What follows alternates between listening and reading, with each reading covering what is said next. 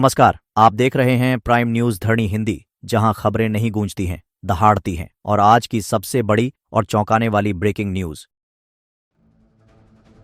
गुजरात के भुज से पीएम मोदी ने पाकिस्तान को खुली धमकी दी, शांति से रहो और रोटी खाओ, नहीं तो मेरी गोली तैयार है।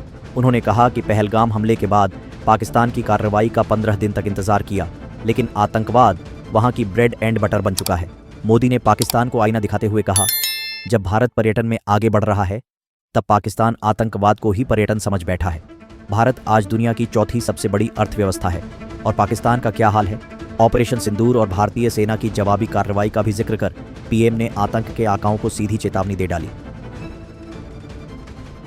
मुंबई में आफत की बारिश। मुंबई में रिकॉर्ड 135.4 मिमी बारिश के साथ सड़कों पर जल जमाव, दीवारें ढही और शॉर्ट सर्किट की घटनाओं ने हड़कंप मचा दिया है। डिप्टी सीएम एकनाथ शिंदे ने ऐलान किया, हम अलर्ट मोड में हैं, हमारा लक्ष्य है एक भी मौत न हो।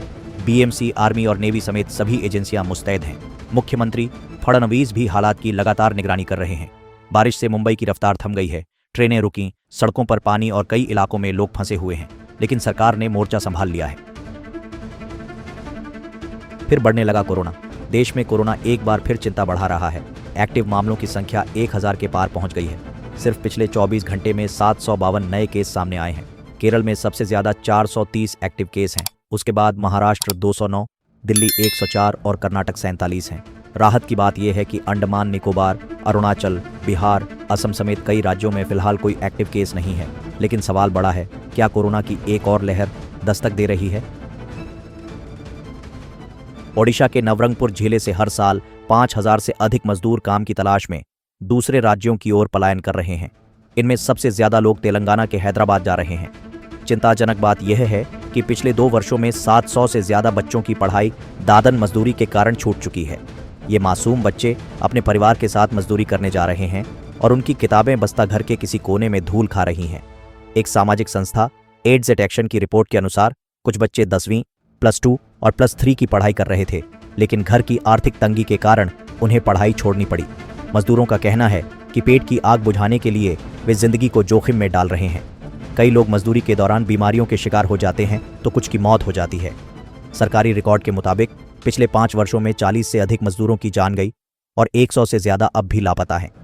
सबसे गंभीर सवाल यह है कि प्रशासन की नाक के नीचे हर दिन दर्जनों बसें मजदूरों को दादन के लिए हैदराबाद ले जा रही हैं, लेकिन अब तक कोई स्थायी समाधान नहीं निकल पाया है। क्या सरकार और प्रशासन इस पलायन को रोकने के लिए ठोस कदम उठाएंगे? क्या इन बच्चों की शिक्षा दोबारा पटरी पर लौट पाएगी? मणिपुर के इम्फाल में लगातार दूसरे दिन हिंसक प्रदर्शन और तनाव के बीच राज्यपाल अजय कुमार भल्ला को एयरपोर्ट से हेलीकॉप्टर द्वारा राजभवन पहुंचाया गया।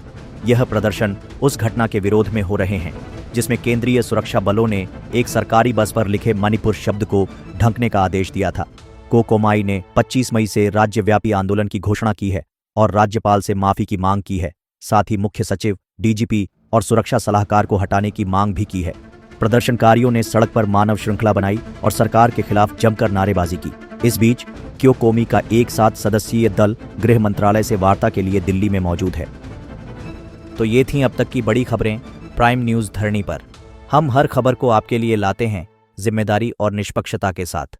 अगर आपको हमारी ये रिपोर्ट पसंद आई हो तो वीडियो को लाइक करें, शेयर करें और चैनल प्राइम न्यूज धरणी को जरूर सब्सक्राइब करें। हम फिर लौटेंगे कुछ नई और जरूरी खबरों के साथ।